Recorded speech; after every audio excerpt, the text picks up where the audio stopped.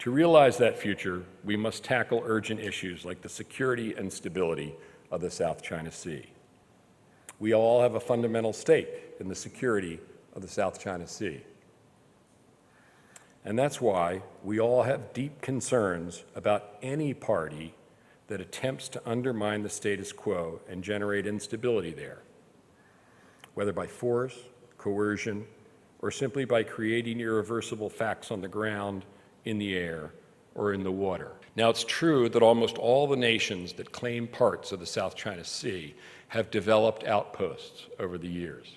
Yet one country has gone much further and much faster than any other, and that's China.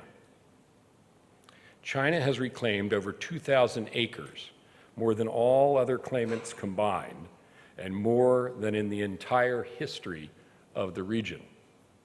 And China did so in only the last 18 months.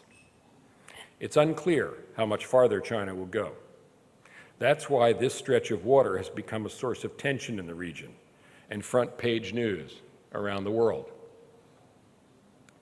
The United States is deeply concerned about the pace and scope of land reclamation in the South China Sea, the prospect of further militarization, as well as the potential for these activities to increase the risk of miscalculation or conflict among claimant states.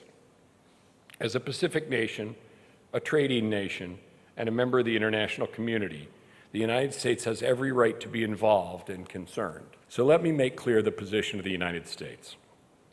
First, we want a peaceful resolution of all disputes.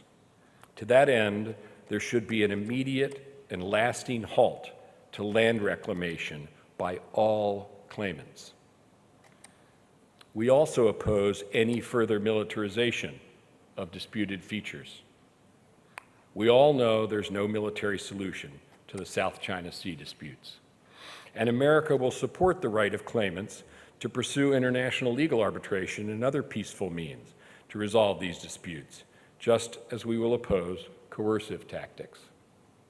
Second, the United States will continue to protect freedom of navigation and overflight, principles that have ensured security and prosperity in this region for decades.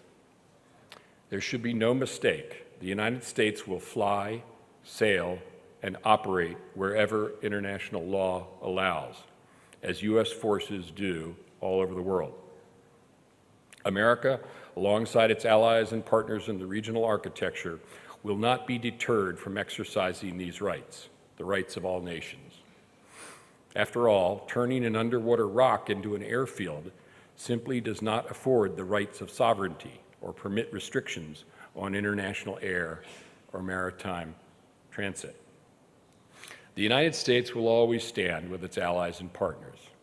It's important for the region to understand that America is going to remain engaged, continue to stand up for international law and universal principles, and help provide security and stability in the Asia-Pacific for decades to come.